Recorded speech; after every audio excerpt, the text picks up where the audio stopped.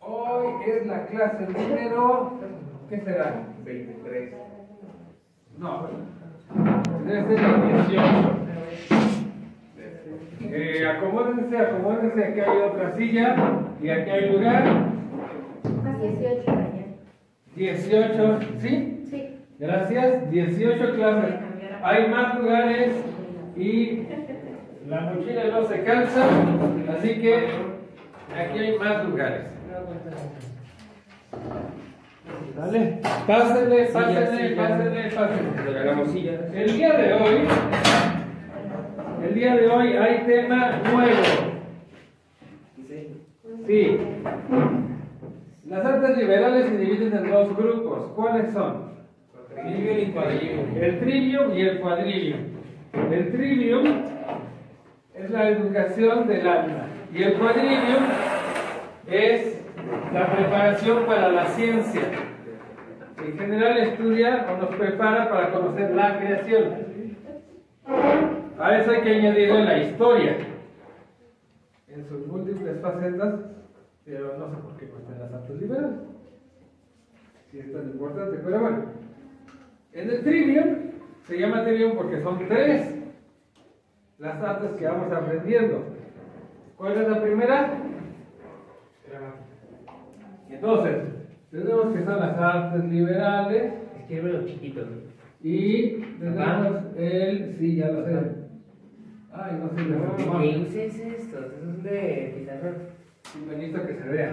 Sí, eso se va a ver. Vamos a ver. Tenemos el trivium. Y dentro del trivium y el quadrivium. ¿Se alcanza a ver? Sí. No, La grabación no la hace. En la grabación no. El mismo, ¿no? Es para esto. Entonces, la gramática, ¿qué nos ayuda? ¿En qué nos educa o de qué sirve la gramática?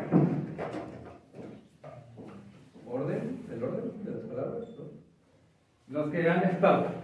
¿Qué es lo que hemos estado aprendiendo? Esa es la gramática moderna y está bien. Pero la gramática clásica, ¿qué nos enseña? Como el significado de la palabra. Nos enseña es el arte de percibir, de interpretar los signos del lenguaje y los fenómenos de la vida. El arte de interpretar, percibir e interpretar. ¿Otra vez? Percibir e interpretar. Y ven lo que hemos estado haciendo. Hemos estado leyendo textos y tratando de interpretarlos para ver si nuestra comprensión del texto es correcta. Pero eso que hemos hecho con el lenguaje, fíjense, hemos visto autores medievales, autores modernos, griegos, latinos y la Biblia. Y hemos visto que es un esfuerzo muy parecido con unos y otros, descubriendo sus significados, los múltiples significados que tienen y cómo se conectan unos con otros. Entonces, la gramática, vamos a ver si esta letrita funciona. Gramática nos ha permitido comprender e interpretar el lenguaje. Ahora, el lenguaje es una cosa que es razonable, tiene algunas partes que no son tanto, pero en el lenguaje encontramos una lógica en la que las palabras están estructuradas y las formas del lenguaje de manera que es algo que es razonable y por eso nos podemos comunicar.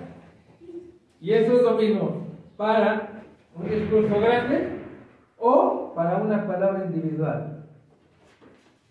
Entonces, por otro lado, el cosmos, que es la creación, también está ordenada, también tiene una lógica. Y esto tiene sentido, ¿por qué?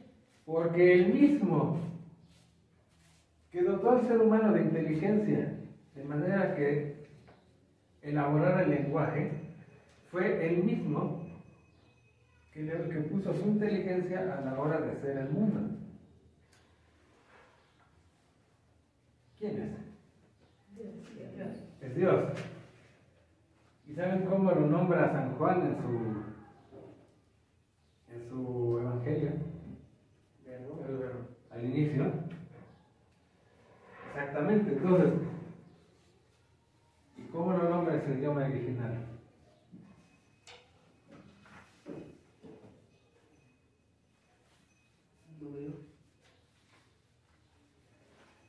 El Logos. ¿Se acuerdan de biología, lógica, etcétera? El Logos es la palabra, pero en cuanto a pensamiento. Entonces dice, en arché genologos.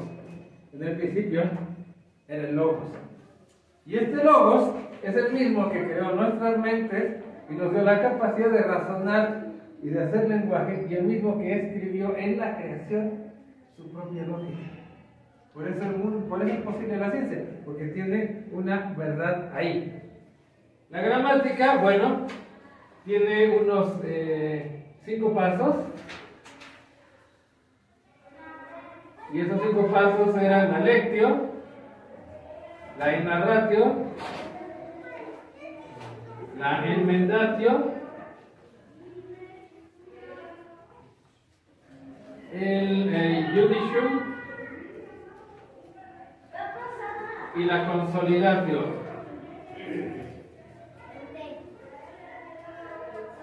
Lectio, lectura despacito, con calma. En narratio, decirlo con sus propias palabras.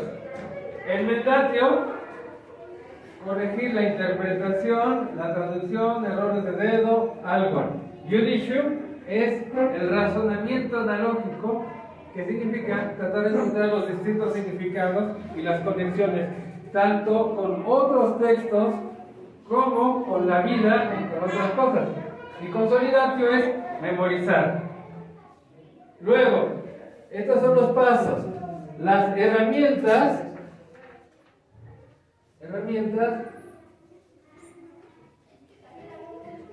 Tenemos las etimologías,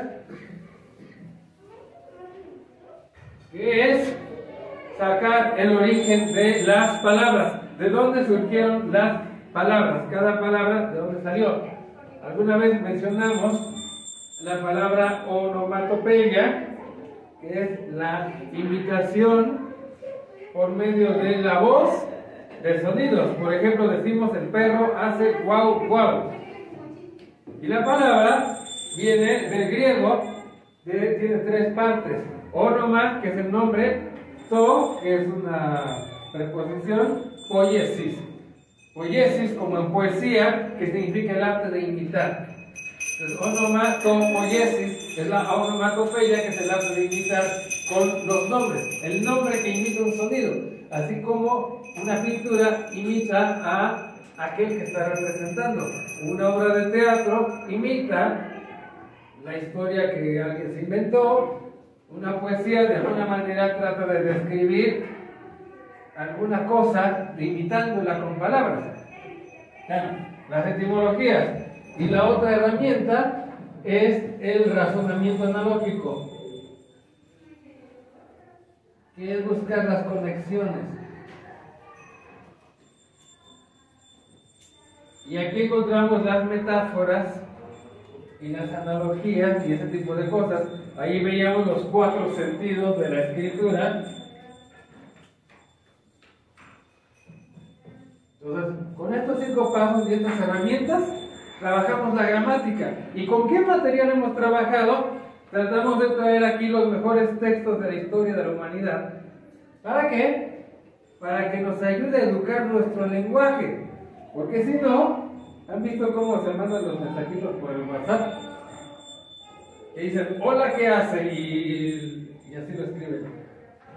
Hola, ¿qué hace? Y un dibujito. Y ya no saben qué más contestar, y no saben cómo hablar, etc. Bueno, por eso los llevamos con Virgilio, los llevamos con Sófocles, los llevamos con Rabanus Maurus, los llevamos con Santa Teresa de Ávila, con San Agustín, a la Biblia y otros que no vimos por falta de tiempo. Lope de Vega. Bueno, y la idea también de aprendérselos es para tener algo en la mente y el corazón. Y lo mejor es que tengamos cosas bellas que estemos recordando. Ahora, ¿qué hora tenemos? La hora que Dios diga. 8:48. 8:48. Nos queda poquito tiempo. Esto fue un repaso de qué fue lo que ya vimos de la gramática. Dentro del camino, ya les tocará a ustedes ver la casa es rosa, que es la gramática moderna, que es la artículo, casa, sustantivo, es verbo, tercera persona del singular, presente indicativo, rosa, complemento, adjetivo femenino, singular. Pero ese es un pedacito. Aquí nosotros vamos mucho más profundo. La gramática nos permite encontrar significados. Habíamos visto incluso en la Biblia los números. ¿Qué significa el 1, el 2, el 3, el 5, el 8, el 10, el 12? Todo eso nos da mucha riqueza. Pero la gramática se parece finalmente a que tienes observen mi super obra de arte. ¿Qué es eso? Árbol. Un árbol. Ahora, los que cultivan plantas, ¿quién cultiva plantas? O bueno, no sé si se llama cultivar plantas. ¿Quién tiene plantas y las riega, las cuida y ese tipo de cosas? ¿Han visto que a veces las plantas empiezan a sacar ramas por todos lados y llega un momento en que las mismas ramas y hojas se empiezan a tapar y estorbar unas a otras? Sí. Y que si no les arrancan las que son más inadecuadas, se termina muriendo la planta. ¿Sí lo han visto o no? Sí. Bueno, la gramática lo mismo. Si no lo podamos, va a empezar a hacer conexiones que no sirven de nada. Voy a ponerles un ejemplo. ¿Qué dibujo es este? Una cruz. Y para que sepan de qué me refiero, ¿qué dibujo es eso? Un crucifijo. Es decir, Cristo crucificado. Había un letrero que le pusieron en hebreo, latín y griego aquí arriba. Y en los cuadros al óleo y las pinturas y las estatuas lo ponen así. ¿Qué significan estas cuatro letras? Jesús Nazareno, rey de los judíos. Así es. Jesús Nazarenus. ¿Cómo sería rey? ¿Reculus? ¿Rex? Sí, ¿no? Judío. Ah, no sé. Judíos. Judío. Judíos. Algo así. No, ¿cómo que judíos? No sé. No, el que dibuja es Ahora, judío. hay personas que a estas letras les ponen este significado.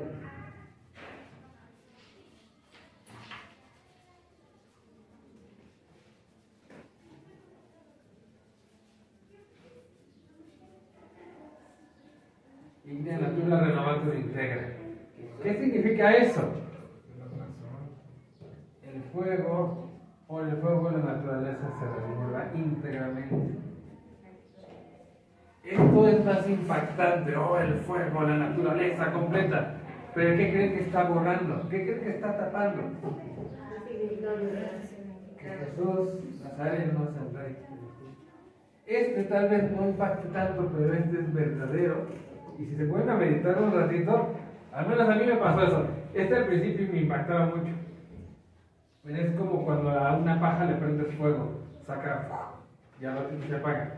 Y esto es más como la madera, o como el carbón, que está prendido y que dura más tiempo y es más profundo. ¿Qué les quiero decir con esto? La gramática solita, si le falta la verdad, nos puede llevar a cosas peligrosas. ¿Quiénes utilizan esto? Esto de aquí, los cristianos.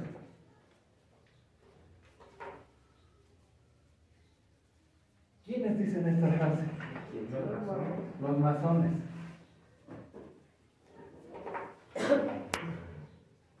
La gramática sin la verdad nos puede llevar al esoterismo. ¿Qué cosa es el esoterismo?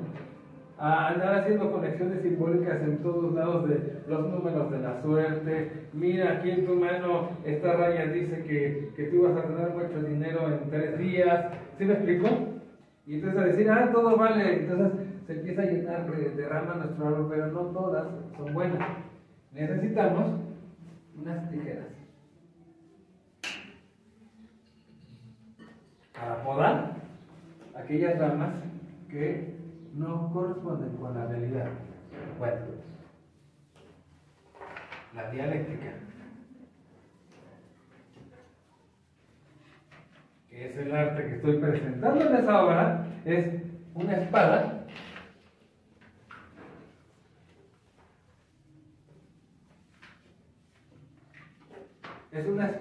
que nos permite cortar lo verdadero y lo falso. Lo vamos a ver con 3 escalones. Son 3 prácticas o 3 técnicas o algo así diferentes que nos van a ayudar. Es un primer escalón, vamos a aprender esto. Un segundo escalón, vamos a aprender esto. Y un tercer escalón, vamos a aprender esto. La primera es la mayéutica. ¿Han oído hablar de esta palabra? Mayéutica es el arte de los parteros, el arte de alumbrar, es decir, de ayudarle a una mamá embarazada a que nazca su bebé. Eso es la mayéutica. Pero, en este caso, analogía, el bebé que vamos a hacer que nazca es el concepto, es la verdad, es la idea y la representación de algo, es una definición clara de las cosas. La otra es la lógica. La lógica son las reglas del razonamiento. Y la última, que no sé si nos dé tiempo de verla o no, es la disputa.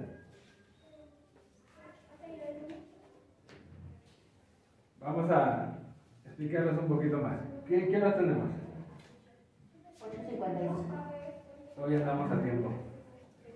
Igual si necesitan de acá redistribuirse, si se hacen un poquito para acá, yo creo que cabe una persona más por aquí. Hacemos un poquito como segunda fila. ¿Vale? Segunda fila.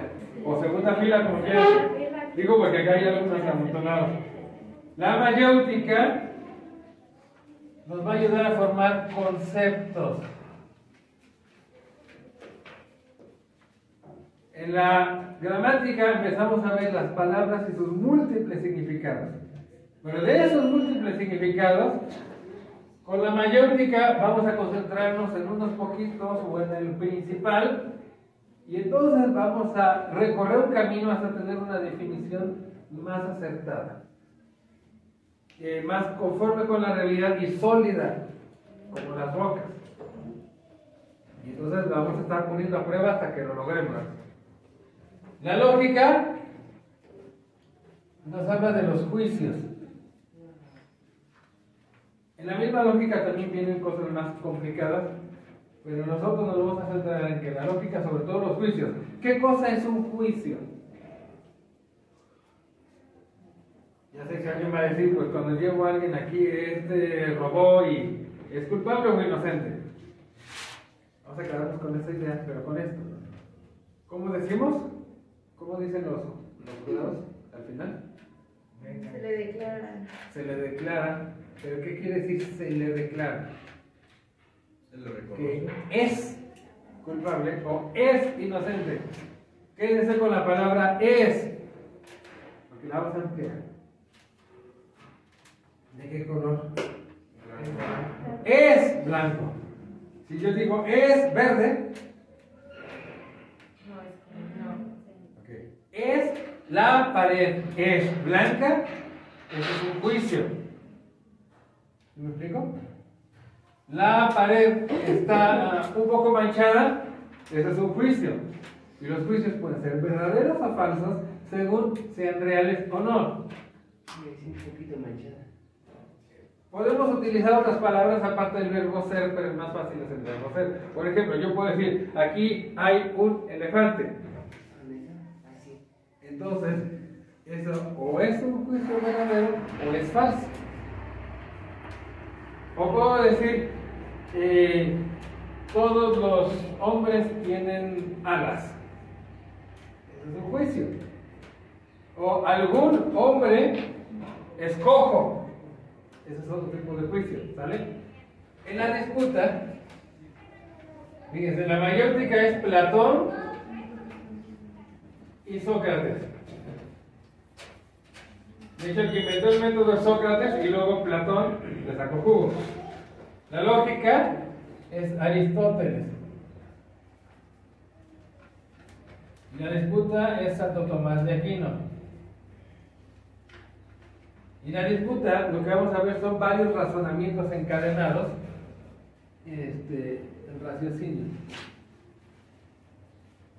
Ya venía desde la lógica, pero está más elaborado. En la disputa se ve una cuestión, por ejemplo, la suma teológica, al mero principio, yo no sé si es la primera cuestión o no, se plantea una cuestión.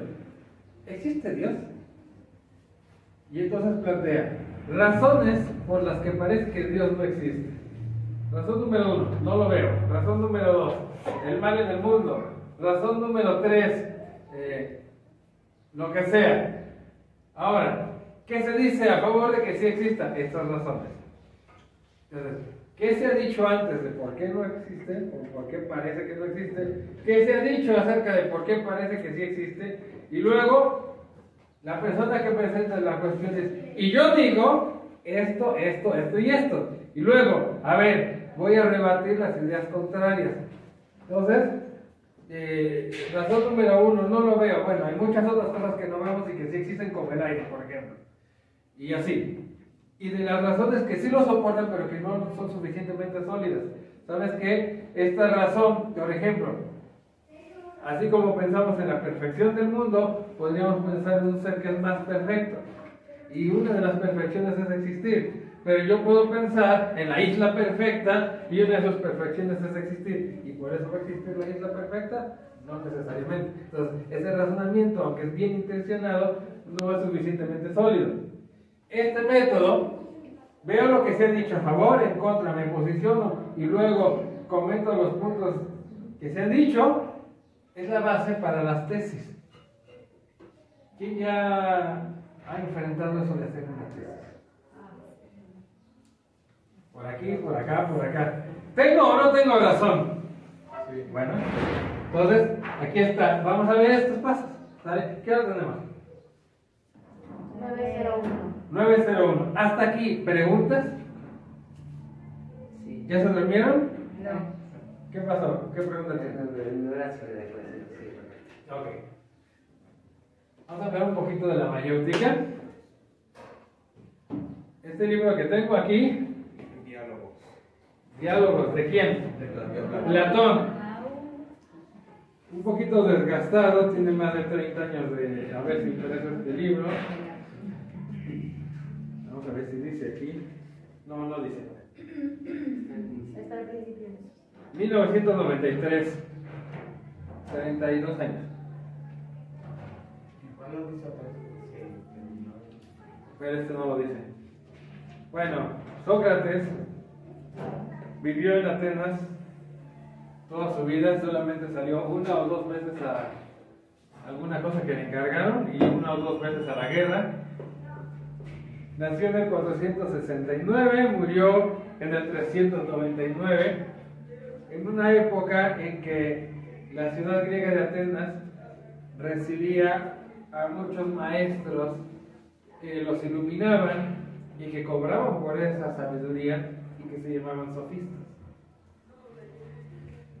Y bueno, este hombre desarrolló este método de hacer preguntas y luego sobre las preguntas hacía más preguntas hasta que la idea fuera sólida.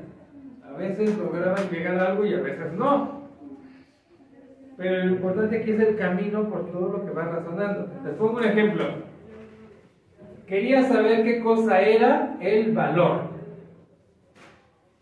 Y entonces dice, ¿a quién le vamos a preguntar sobre la valentía? ¿A quién le preguntarías tú? Alguien valiente. ¿Y en dónde crees que haya muchos valientes? Sitúate en la Grecia de entonces. Los soldados. Vamos a preguntarle a los soldados. Ahora, ¿a quién le vamos a preguntar de los soldados? ¿A un general o a un soldado sin rango? Aquí preguntarían a los dos. Pues al general, porque Al debe general. tener. O al que tiene más experiencia, vamos a decir al general, y le preguntan al general, bueno, ¿qué cosa es el valor? Y dice el general, el valor es atacar en la batalla y no retroceder por nada. Damos una definición. Y luego dice, bueno, pero ¿qué no a veces retroceden para que el enemigo los persiga y luego regresan y lo atacan y lo vencen? O sea, como una decisión militar. No, sí, entonces, ¿sí me explico? Y entonces, pero entonces, ¿qué es el valor? Y empiezan a hacer nuevamente la pregunta, una y otra vez, hasta que se llega a algo sólido. Y lo mismo puede ser, ¿qué cosa es el valor? ¿Qué cosa es la virtud? ¿Qué cosa es la sabiduría? ¿Qué cosa es la verdad? En una de las clases andábamos viendo si los nombres son producto de una convención entre seres humanos que se pusieron de acuerdo, o si el nombre tiene una propiedad que le sea propia al nombre y que corresponda con la cosa a la que nombra. Esa fue una estábamos aquí afuera cuando dijimos alguna cuestión de eso. ¿No es cierto? Bueno, los que estaban se acuerdan. Los que no estaban, pues no se acuerdan, pero bueno. Ese tipo de cosas. Pero el día de hoy vamos a platicar un poquito sobre. ¿Alguien sabe cómo murió Sócrates? Lo mataron. No. Que se tomó el veneno. Se tomó un veneno. ¿Y por qué se lo tomó? Que le dijeron que se En lo el juicio tomara. lo obligaron a eso. Fue llevado a juicio y fue condenado a muerte por envenenamiento y él se lo tenía que tomar. ¿Y por qué pasó eso? Porque los sofistas lo odiaban. Fue demandado por corromper a los jóvenes, fue demandado por impiedad, por despreciar a los dioses y otras cosas. Pero aquí el tema es este. ¿No lo mataron por preguntas? Por incómodo. Vamos a dejar que Sócrates nos diga por qué murió. Por muy incómodo. En su defensa, cuando él habló para defenderse en el juicio, les dijo esto. Dice, ¿me dan chance de leerles un pedacito? No va a ser muy largo. Todos conocéis a Quelefón, mi compañero de la infancia, como lo fue de la mayor parte de vosotros, y que fue desterrado con vosotros, y con vosotros volvió. Ya sabéis qué hombre era Quelefón, y cuán ardiente era en cuanto emprendía. Un día, habiendo partido para Delfos, tuvo el atrevimiento de preguntar al oráculo. La ciudad de Delfos tenía un oráculo, tenía adivinos y demás, y ahí los dioses les comunicaban la verdad de las cosas, según creían los griegos. Y dice, preguntó al oráculo si había en el mundo un hombre más sabio que yo, o sea que Sócrates. La Pitia debe de ser la mujer encargada de responder a nombre del oráculo. Le respondió que no había ninguno. Y luego dice, cuando supe la respuesta del oráculo, dije para mí, ¿qué quiere decir el Dios? ¿Qué sentido tenían esas palabras? Porque yo sé sobradamente que en mí no existe semejante sabiduría ni pequeña ni grande. ¿Qué pues? ¿Qué quiere pues decir al declararme el más sabio de los hombres? Porque él no miente. La divinidad no puede mentir. Dudé largo tiempo del sentido del oráculo, hasta que por último, después de gran trabajo, me propuse hacer la prueba siguiente. Fui a casa de uno de nuestros conciudadanos que pasa por uno de los más sabios de la ciudad. Yo creía que ahí, mejor que en otra parte, encontraría materiales para rebatir al oráculo y presentarle un hombre más sabio que yo. Así de, hey, este hombre es más sabio que yo. Por más que me hubiera declarado el más sabio de los hombres. Examinando pues a este hombre, de quien baste decirnos que era uno de nuestros grandes políticos, sin necesidad de descubrir su nombre, y conversando con él, me encontré con que todo el mundo lo creía sabio, que él mismo se tenía por tal, y que en realidad no lo era. Después de este descubrimiento, me esforcé en hacerle ver que de ninguna manera era lo que él creía ser. Y aquí ya lo que me hizo odioso a este hombre y a los amigos suyos que asistieron a la conversación. Entonces fue con un hombre sabio y a base de hacerle preguntas descubrió que no era sabio. Se molestó con él. Fue con otro hombre sabio y dice lo mismo. Y otro, y otro, y otro, y otro. Por eso lo mataron. Porque se hizo odioso a todo el mundo. ¿En qué consistía la sabiduría de Sócrates? En que él sabía que era ignorante. Y al reconocerse ignorante, era más sabio que los que se creían sabios.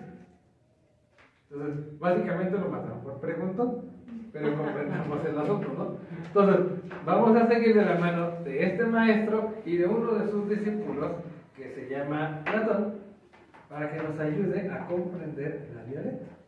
Y a través de ella aprender a descubrir la verdad de las cosas en una primera etapa que es formar conceptos sólidos.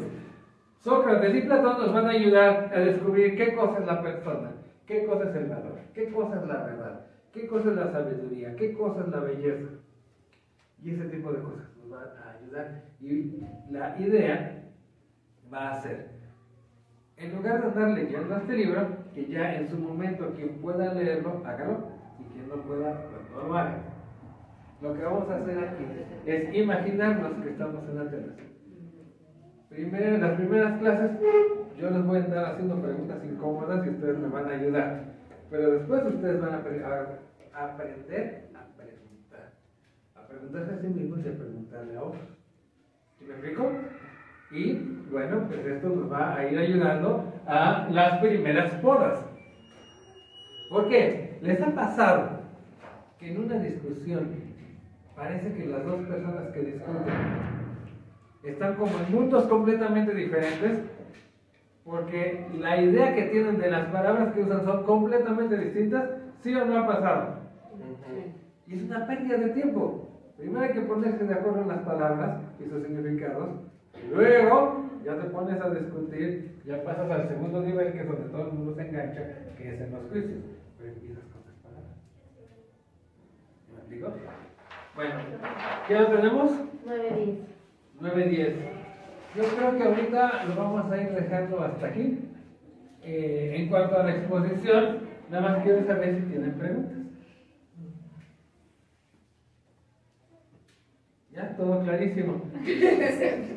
Bueno, los que les tocó que no habían estado en las clases, ¿qué les parece? Interesante. Bueno, vamos a terminar con una oración para ya desocupar aquí. En el nombre del Padre, del Hijo y del Espíritu Santo. Amén. Vamos a confiar en María Santísima. Ella llevó en su vientre a aquel que es la verdad, para que nos ayude a descubrir la verdad. Dios te salve María, Llena eres de gracia, el Señor es contigo. Bendita eres entre todas las mujeres y bendito es el fruto de tu vientre Jesús. Santa María, Madre de Dios, ruega por nosotros los pecadores,